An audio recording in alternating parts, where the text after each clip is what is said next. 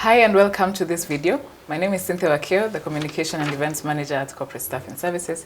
And today we're going to be talking about how small businesses can find good employees. And I am joined by Paminas to address this topic, and I hope you get something from it. Thank you for joining me. Thank you, Cynthia. So we're talking about small businesses Yes. versus top talent. Yeah. So what strategies do you recommend from your experience, small businesses to use to find good employees? A small business has some unique challenges, I would say, that don't apply to big organization. For example, number one, you don't have a big name. So for example, any employee would want to work for Safaricom, UN, Equity Bank, ABSA, So it would be very easy. If they have a vacancy, they put a word out there, they'll get very many applicants. Yes. But for you as an SME, you're not well known out there. Second, you may not have the budget. You may not be having the ability to pay a highly competitive salary and even offer benefits. So that's something that you also need to know.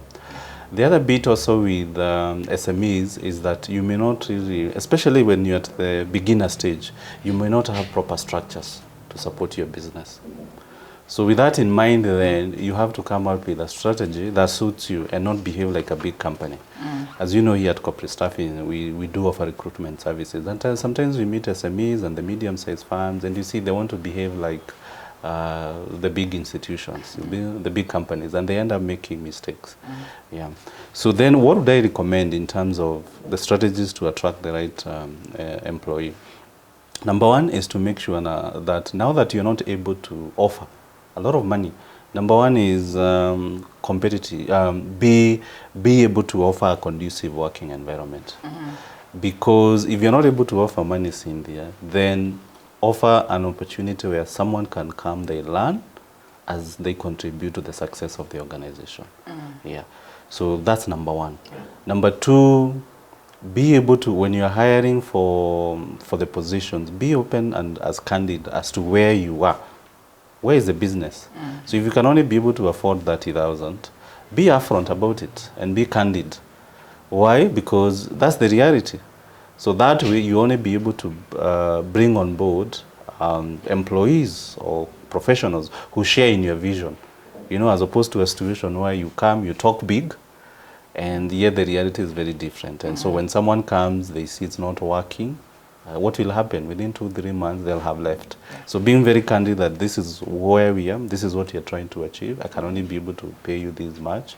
But maybe if the business grows this much, or if you're able to deliver, either you'll be able to earn bonuses, commissions, or we can be able to review your salary after a certain period. So making things very clear from the beginning can make a lot of difference. Then the other thing is the caliber of the staff that you're looking for is a bit different from a multinational or a big institution. So if I were in the shoes of a CEO or a business owner, I'll be looking for someone who's quite, who can be able to be versatile in the sense that maybe that reception, you also need her to do a bit of accounting, you need her to do a bit of sales, because you're at that stage where the business is at the formation stage. So with that, then if you see that someone has been at Safaricom internship, then that's not someone I would hire, because you know the exposure they've gotten is very different from your organization. So I would go for someone who's worked for an SME, someone who has comparable experience, because then even then the expectation would be manageable. So there are a few things that the business owners need to pay attention to, and even the CEOs or any person who's in a leadership position.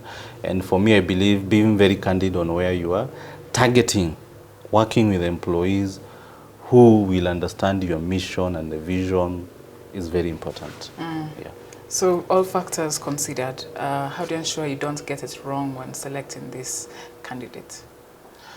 I think, number one, I would not recommend you to work with friends and relatives. I know it's a very attractive idea because you've just begun business, or you know people are coming to you and they would want you to hire their brother, their sister, their cousins. I wouldn't recommend. I would say the earlier you professionalize your recruitment process, the better. You find it's much easier because anyone who has hired a relative or a friend, you know, letting someone go, if you have emotional ties, is not easy. Yes. Yeah. So that's number one. Number two, like I said, is being upfront and candid about what you can be able to afford.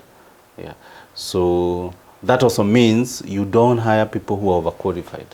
I've seen situations where here is a job that can be done by a certificate holder.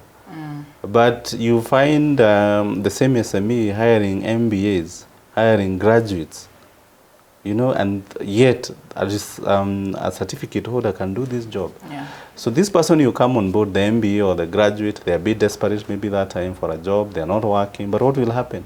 Within 2-3 months, in fact, they'll be using the same position to apply for other jobs.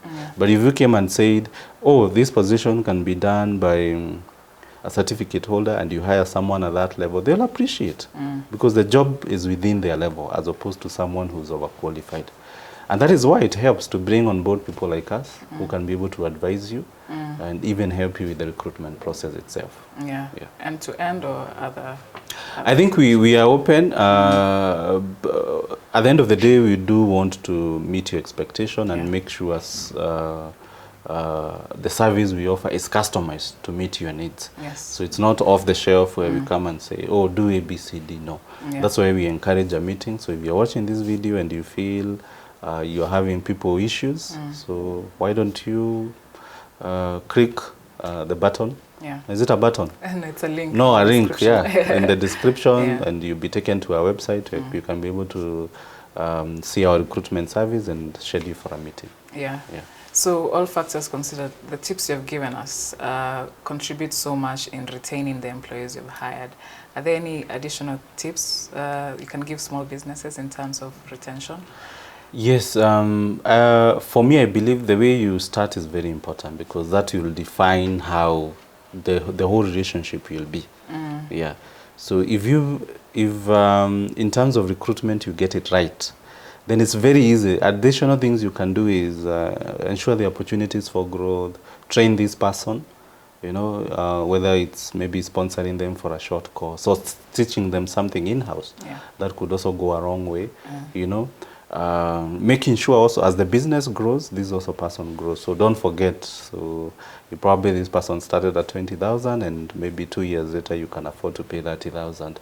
Why not also consider them? Yeah. Yeah, so that goes a long way in terms of motivating. But the important thing is, they remember these, I don't know whether it's a quote or a slogan, where they say garbage in, garbage out. So if you made a mistake, and a lot of times, the problems we have with our staff is because you made a mistake from the sourcing aspect. Yeah. Yeah. So if you fix the sourcing, any other thing can be dealt with. Yeah. Thank you so much for those tips. Thank you for your time also. Thank you for watching this video.